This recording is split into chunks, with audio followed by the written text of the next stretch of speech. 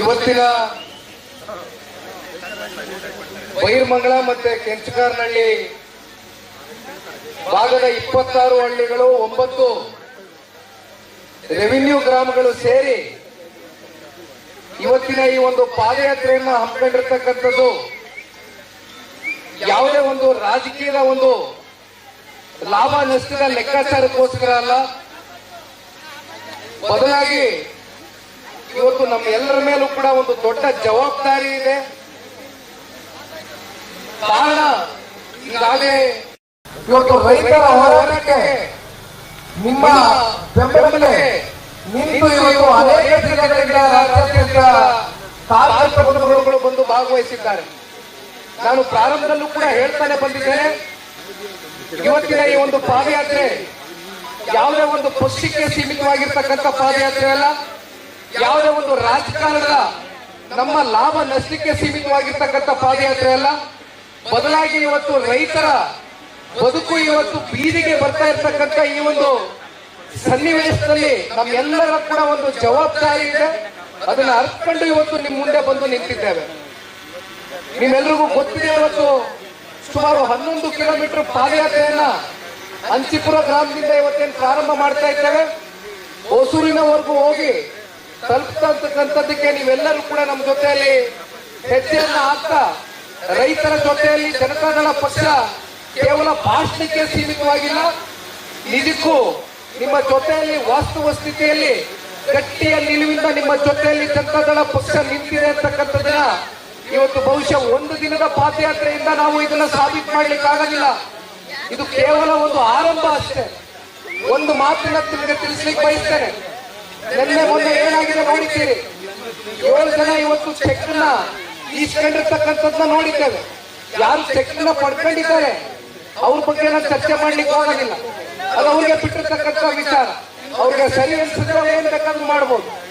ಆದ್ರೆ ಯಾರು 95% ಹೆಚ್ಚು ರೈತರು ಈ ಭಾಗದಲ್ಲಿ 2 ಪಂಚಾಯಿತಿ ಸೇರಿರ್ತಕ್ಕಂಥ ರೈತರು ಇವತ್ತು ನಿಮ್ಮನ್ನ ಬಂದು ಸರ್ಕಾರದ ಯಾವುದೇ ಅಧಿಕಾರಿಗಳಾಗಿ ಇಲ್ಲಿ ನೀವು ಗೆಲ್ಲಿಸಿ ವಿಧಾನಸೌಧ ಮೆಟ್ಲು ಹತ್ತಿರ್ತಕ್ಕಂಥ ಜನಪ್ರತಿನಿಧಿಗಳಾಗಿ ಸೌಜನ್ಯಕ್ಕೂ ಕೂಡ ನಿಮ್ಮ ಜೊತೆಯಲ್ಲಿ ಬಂದು ನಿಂತು ನೀವು ಭೂಮಿಯನ್ನ ಕೊಡ್ಲಿಕ್ಕೆ ಸಿದ್ಧರಿದ್ದೀರಾ, ಭೂಮಿಯನ್ನ ಕೊಡ್ಲಿಕ್ಕೆ ತಯಾರಿದ್ದೀರಾ.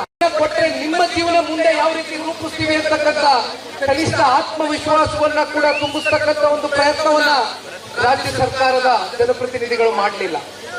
ಹಾಗಾಗಿ ಒಂದು ಮಾತನ್ನ ಹೇಳ್ತಾರೆ, 450ಕ್ಕೂ ಹೆಚ್ಚು ದಿನ ಅಂದ್ರೆ 16 ತಿಂಗಳು ಕಳೆದೋಗಿದೆ.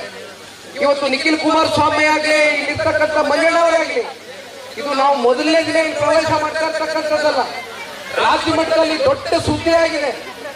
ಅದನ್ನ ನೋಡಿ ನಾವು ಬಂದಿರತಕ್ಕಂಥದ್ದಲ್ಲ.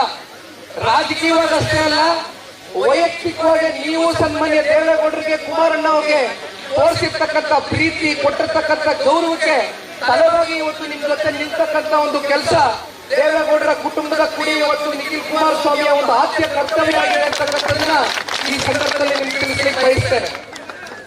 ಇವತ್ತು ನೋಡ್ತಾ ಇದ್ದೇವೆ, ಫಲವತ್ತಾದಂತ ಒಂದು ಭೂಮಿಯ ಸಾಕಷ್ಟು ಜನ ಯೂಟ್ಯೂಬರ್ಸ್, ಸಾಕಷ್ಟು ಜನ ಮಾಧ್ಯಮ ಮಿತ್ರರು, ಇಲ್ಲಿರ್ತಕ್ಕಂಥ ಯುವಕ ಮಿತ್ರರು ಟಿವಿ ನೋಡಿದಾಗ ನೀವು ಮಾತಾಡ್ತಾ ಇದ್ದೀವಿ, ಪ್ರತಿಯೊಂದು ಅಂಶ ಗಮನಿಸ್ತಾ ಇದ್ದೇನೆ ನಾನು.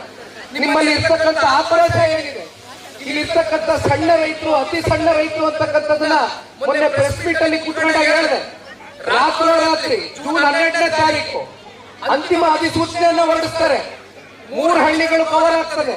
ಅದರಲ್ಲಿ ಸರಿಸುಮಾರು 755 ರೈತ ಕುಟುಂಬಗಳಲ್ಲಿ 641 ರೈತರು, ಸಣ್ಣ ರೈತರು, ಅತಿ ಸಣ್ಣ ರೈತರು ಅಂತ ಯಾವ ರೀತಿ ನಾವು ಇದನ್ನ ಕೆಟಗರೈಸ್ ಮಾಡಿದೀವಿ ಅಂದ್ರೆ, 1 ಎಕರೆಗಿಂತ ಕಮ್ಮಿ ಭೂಮಿಯನ್ನ ಇಟ್ಕೊಂಡಿರ್ತಕ್ಕಂಥವ್ರು 81% ಜನ ಇವತ್ತು ಈ 3 ಹಳ್ಳಿಗಳಲ್ಲಿ ಅಂತಿಮ ಅಧಿಸೂಚನೆಯನ್ನ ನೋಡಿಸಿದ್ದಾರೆ ರಾಜ್ಯ ಸರ್ಕಾರ. ಎಲ್ಲಿ ಹೋಗ್ತೀರಾ, ಎಲ್ಲಿ ಬದುಕು ಕಟ್ಕೊಳ್ಳಿಕ್ ಸಾಧ್ಯ? ಒಂದು ಮಾತು ನಿಮಗೆ ಕೈ ಜೋಡಿಸಿ ಮನವಿ ಮಾಡ್ತಾನೆ, ಬರ್ತಾರೆ ದಳ್ಳಾಳಿಗಳೇ ಬಿಟ್ಟಿದ್ದಾರೆ. ಮಂಜಣ್ಣವ್ರು ಕೇಳಿದೆ, ಹೊಸೂರು ಗ್ರಾಮಕ್ಕೆ ಹೋಗಿದ್ವಿ, ಯಾರು ಮಂಜಣ್ಣ ಇದು ರೈತರ ಮಕ್ಕ ಕಾಣ್ತಾ ಇಲ್ವಲ್ಲ ಅಂತೆ. ಮಂಜಣ್ಣ ನನ್ ಗಾಡಿಲಿ ಕುಂತ್ಕೊಂಡು ಹೇಳಿದ್ರು, ಇಲ್ಲ ಇಲ್ಲ 1 ಜನ ದಳ್ಳಾಳಿಗಳು ಬಿಟ್ಟವ್ರೆ, ದಿನ ಬೆಳಗ್ಗೆ ತಲೆ ಕೆಡಿಸ್ತಾರೆ. ನೀವೇನಾದ್ರೂ ಕೋರ್ಟ್ ಕಚೇರಿ ಅಂತ ಹೋದ್ರೆ ಮತ್ತೆ ನಿಮ್ಗೆ ಇರ್ತಕ್ಕಂಥ 1 ಎಕರೆ ಭೂಮಿನೂ ಅದರಲ್ಲಿ ಅರ್ಧ ಎಕರೆ ನೀವು ವಕೀಲರಿಗೆ ಬರ್ಕೊಡ್ಬೇಕಾಗ್ತದೆ. ದಯವಿಟ್ಟು ಕೊಟ್ಬಿಡಿ ಎಲ್ಲ ಅಂತಕ್ಕಂಥದ್ದನ್ನ ಒಳಗಡೆಯಿಂದ ಕೂತ್ಕೊಂಡು ವ್ಯವಸ್ಥಿತವಾಗಿ ಸಂಚಲನ ರೂಪಿಸ್ತಾ ಇದ್ದಾರೆ. ಅದಕ್ಕೆ ಕುಮ್ಮಕ್ ಕೊಡ್ತಾ ಇರ್ತಕ್ಕಂಥವ್ರು ಯಾರು ಅಂತಕ್ಕಂಥದ್ದು ನಿಮ್ಗೆ ಗೊತ್ತಿದೆ. ದಯವಿಟ್ಟು ನಿಮ್ಮಲ್ಲಿ ಒಗ್ಗಟ್ಟು ಯಾವುದೇ ಕಾರಣಕ್ಕೂ ಕೈ ಜೋಡಿಸಿ ಮನವಿ ಮಾಡ್ತೇನೆ. ನಮ್ಮ ರೈತರಲ್ಲಿ ಒಗ್ಗಟ್ಟನ್ನ ಮುರಿತಕ್ಕಂಥ ಪ್ರಯತ್ನ ಆಗ್ತಾ ಇದೆ. ನೀವು ಒಮ್ಮತದಿಂದ ಇವತ್ತು ಯಾವ ರೀತಿ ಗಟ್ಟಿ ನಿಲುವಿಂದ ನಿಂತಿದ್ದೀರಿ, ನೀವು ಇದೇ ಗಟ್ಟಿ ನಿಲುವಿಂದ ನಿಂತ್ರೆ ಯಾರು ಕೂಡ ಅರ್ಧ ಇಂಚ್ ಭೂಮಿನೂ ಕೂಡ ಇವತ್ತು ನಿಮ್ಮ ಭೂಮಿಯನ್ನು ಕಸ್ಕೊಳ್ತಕ್ಕಂಥದ್ದಾಗ್ಲಿ ವಶಪಡಿಸ್ಕೊಳ್ತಕ್ಕಂಥದ್ದಾಗ್ಲಿ ಸರ್ಕಾರ ಮಾಡ್ತಕ್ಕಂಥದ್ದಕ್ಕೆ ದಯವಿಟ್ಟು ಅವಕಾಶ ಮಾಡಿಕೊಡ್ಬೇಡಿ. ಕೈ ಜೋಡಿಸಿ ಮನವಿ ಮಾಡ್ತೇನೆ. ಶಾರದಮ್ಮನವರು ಕೂಡ ಬಂದಿದ್ದಾರೆ, ಶಿವಮೊಗ್ಗ ಗ್ರಾಮಾಂತರದ ಶಾಸಕರು ಅಮ್ಮವರು ಭಾಗವಹಿಸಿದ್ದಾರೆ, ಕರಿಯಮ್ಮನವರು ಎಲ್ಲರೂ ಕೂಡ ಇದ್ದೇವೆ. ನಮ್ಮ ಕರ್ತವ್ಯ ಇದೆ ಇವತ್ತು. ಹಾಗಾಗಿ ಇನ್ನೊಂದು ಮಾತನ್ನ 2-3 ಅಂಶಗಳನ್ನ ತಿಳಿಸ್ತೇನೆ. ನಿಮಗೆ ಗೊತ್ತಿದೆ, ನಾನು ಪತ್ರಿಕಾಗೋಷ್ಠಿ ಕರೆದು ಒಂದು ಮಾತನ್ನ ಹೇಳಿದೆ. ಇವತ್ತು ಈ ಪ್ರಾಜೆಕ್ಟ್ ನ ಮಾಡ್ತಕ್ಕಂಥದ್ದಕ್ಕೆ ಇದರ ಸಂಪೂರ್ಣ ವೆಚ್ಚ ಎಷ್ಟಪ್ಪ ಅಂದ್ರೆ 18,000 ಕೋಟಿ. ಆ 18,000 ಕೋಟಿಯಲ್ಲಿ ಹುಡ್ಕೋದಿಂದ ಇವತ್ತು ಲೋನ್ ಅನ್ನ ತಗೊಂಡ್ ಬರ್ಲಿಕ್ಕೆ ಸ್ಯಾಂಕ್ಷನ್ ಲೆಟರ್ ಕೂಡ ತಗೊಂಡ್ ಬಂದಿದ್ದಾರೆ.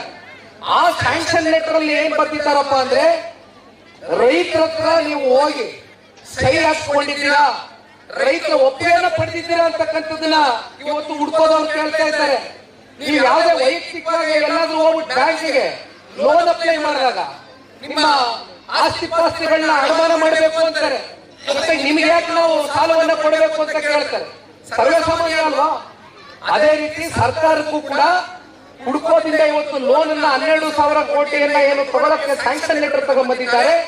ಯಾವ ಕಾರಣಕ್ಕೂ ಕೂಡ 10 ರೂಪಾಯಿ ಬಿಡುಗಾಸು ಬಿಡುಗಡೆ ಆಗೋದಿಲ್ಲ. ಅಲ್ಲೆಲ್ಲೋ PMID ಬೆಂಗಳೂರು ಅಲ್ಲಿರ್ತಕ್ಕಂಥ ಸಾರ್ವಜನಿಕರ ಆಸ್ತಿ ಪಾಸ್ತಿ ಅದನ್ನ ಅನುಮಾನ ಇಟ್ಟಿದ್ದಾರೆ. BDOನ ಈಕ್ವಿಟಿ 2,000 ಕೋಟಿ ಕೊಟ್ಟಿದ್ದಾರೆ. ಒಟ್ಟಾರೆಯಾಗಿ 87% ಲೋನ್ ಅನ್ನ ತಗೊಂಡು ಸಾಲ ತಗೊಂಡು ಈ ಪ್ರಾಜೆಕ್ಟ್ ನ ಯಾರಿಗೋಸ್ಕರ ಮಾಡ್ತಾ ಇದ್ದಾರೆ, ಯಾರ ಲಾಭಕ್ಕೋಸ್ಕರ ಮಾಡ್ತಾ ಇದ್ದಾರೆ, ಯಾರ ಪ್ರಗತಿಗೋಸ್ಕರ ಮಾಡ್ತಾ ಇದ್ದಾರೆ? ನಿಮ್ ಕೈಗಳಲ್ಲಿ ಬೋರ್ಡ್ ಇಟ್ಕೊಂಡಿದ್ದೀರಿ. 33,500 ಕೋಟಿ ಅಂತಕ್ಕಂಥ ಲಾಭವನ್ನ ಯಾವ ರಿಯಲ್ ಎಸ್ಟೇಟ್ ಕಂಪನಿಗಳ ಕೂಡ ಕೊಟ್ಟಿದ್ದೀರಿ, ಯಾವ ವ್ಯಕ್ತಿಗಳಿಗೆ ಅನುಕೂಲ ಮಾಡಿಕೊಟ್ಟಿದ್ದೀರಿ. ಆ ಅನುಕೂಲದಲ್ಲಿ ನಿಮಗೆ ಬರ್ತಕ್ಕಂಥ ಆದಾಯ ಎಷ್ಟು, ನೀವು ಮಾತಾಡ್ಕೊಂಡಿರ್ತಕ್ಕಂಥ ಪರ್ಸೆಂಟೇಜ್ ಏನು, ಇದನ್ನ ದಯವಿಟ್ಟು ಕೇಳಬೇಕಣ್ಣ. ನಾವೆಲ್ಲ ಕೂತ್ಕೊಂಡು ಇವತ್ತು ಅಷ್ಟು ಸುಲಭವಾಗಿ ರೈತರು ಬರ್ತಕ್ಕಂಥವ್ರಲ್ಲ. ನಮಗ್ ಗೊತ್ತಿದೆ, ನೀವೆಲ್ಲ ಶ್ರಮಜೀವಿಗಳು. ಅತಿವೃಷ್ಟಿಯಾಗ್ಲಿ ಅನಾವೃಷ್ಟಿಯಾಗ್ಲಿ ನೀವು ಬೇರೆ ಇನ್ಯಾವುದು ವಹಿವಾಟುಗಳು ವ್ಯಾಪಾರಗಳು ಓದಂತವರಲ್ಲ, ಕಲೆ ಹಾಕಂತವರಲ್ಲ. ಕಷ್ಟನೋ ಸುಖನೋ ಭೂಮಿತಾಯಿಯನ್ನ ನಂಬ್ಕೊಂಡು ಇವತ್ತು ಬದುಕನ್ನ ಕಟ್ಕೊಂಡಿದ್ದೀವಿ. ಕಣ್ಣಾರೆ ನೋಡಿದ್ದೇನೆ. ನಮ್ಮ ಮಂಜಣ್ಣವ್ರ ಜೊತೆ ನಡಿ ಮಂಜಣ್ಣ ವಾಸ್ತುಸ್ಥಿತಿ ಏನಿದೆ ಅಂತಕ್ಕಂಥದ್ದು ನಮ್ಮ ಮಾಧ್ಯಮದ ಮಿತ್ರರನ್ನು ಕೂಡ ಕರ್ಕೊಂಡು ಹೋಗುವಂತ ಬಂದಿದ್ವು. ನೋಡಿದ್ದೇವೆ. ಹೈನುಗಾರಿಕೆಯನ್ನ ಮಾಡ್ತಕ್ಕಂಥ ಮಂಜಣ್ಣವ್ರು ಬರ್ಬೇಕು ದಯವಿಟ್ಟು. ಹೈನುಗಾರಿಕೆಯ ಮೇಲೆ ಜೀವನವನ್ನ ರೂಪಿಸಿರ್ತಕ್ಕಂಥ ಅತಿ ಸಣ್ಣ ರೈತರು, ಜಮೀನು ಇಟ್ಕೊಂಡಿಲ್ಲ, ಗುತ್ತಿಗೆಗೆ ಭೂಮಿಯನ್ನ ಪಡ್ಕೊಂಡಿದ್ದಾರೆ. ಕೊನೆಗೆ 5, 6, 7, 8 ಹಸಗಳನ್ನ ಸಾಕೊಂಡು ಕೊನೆಗೆ ಅದರಲ್ಲಿ ಬರ್ತಕ್ಕಂಥ ಆದಾಯ ಏನಿದೆ ಆ ಆಧಾರದ ಮೇಲೆ ಗೌರವಿತವಾಗಿ ಅವ್ರ ಮನೆ ನಡೀತಾ ಇದೆ. ತರಕಾರಿ ಬೆಳಿತೀರಿ, ರೇಷ್ಮೆ ಬೆಳಿತೀರಿ, ತೆಂಗಿದೆ, ಮಾವಿದೆ, ಅಡಿಕೆ ಇದೆ. ರೇಷ್ಮೆ 50%ಕ್ಕೂ ಹೆಚ್ಚು ರೇಷ್ಮೆ ಮೇಲೆ ಅವಲಂಬಿತರಾಗಿ ಜೀವನ ಮಾಡ್ತಾ ಇದ್ದೀರಿ. ತರಕಾರಿ ಬೆಳೀತಾ ಇದ್ದೀರಿ. ವೃಷಭಾವತಿ ನದಿ ಇವತ್ತು ಕಲುಷಿತ ಕಾಣ್ತಾ ಇದೆ. ಯಾರು ನೀವು ಬೆಳೆದಂತ ತರಕಾರಿ ತಗೊಳ್ಳೋದಿಲ್ವೇ ಮಾರ್ಕೆಟ್ ಅಲ್ಲಿ? ಹೇಳ್ತಾವ್ರು, ಈಗ ಹೇಳ್ತಾವ್ರೆ, ಅಪಪ್ರಚಾರ ಶುರು ಮಾಡವ್ರೆ. ಏನ್ ಇಷ್ಟು ವರ್ಷ ಏನಪ್ಪ ತಲೆಮಾರುಗಳಿಂದ ಬೆಳ್ಕೊಂಡ್ಬಂದು ಮಾರುಕಟ್ಟೆಗೆ ಹಾಕಿ ತರಕಾರಿಗಳು ಅದರಿಂದ ಬರ್ತಕ್ಕಂಥ ಆದಾಯದ ಮೇಲೆ ಜೀವನ ಮಾಡ್ತಾ ಇದ್ದೀವಿ. ಈಗ ವೃಷಭಾವತಿ ನದಿ ಕಲುಷಿತಗೊಂಡು ಬಿಟ್ಟಿದೆಯಂತೆ. ಅಲ್ಲ, ಹೈನುಗಾರಿಕೆ ಹೇಳಿದ್ನಲ್ಲ, 6 ರಿಂದ 7 ಲಕ್ಷ ಲೀಟರ್ ಮನಸ್ಸುಗಳು ಕಲುಷಿತ ಆಗಿದೆ ಕಾರಣ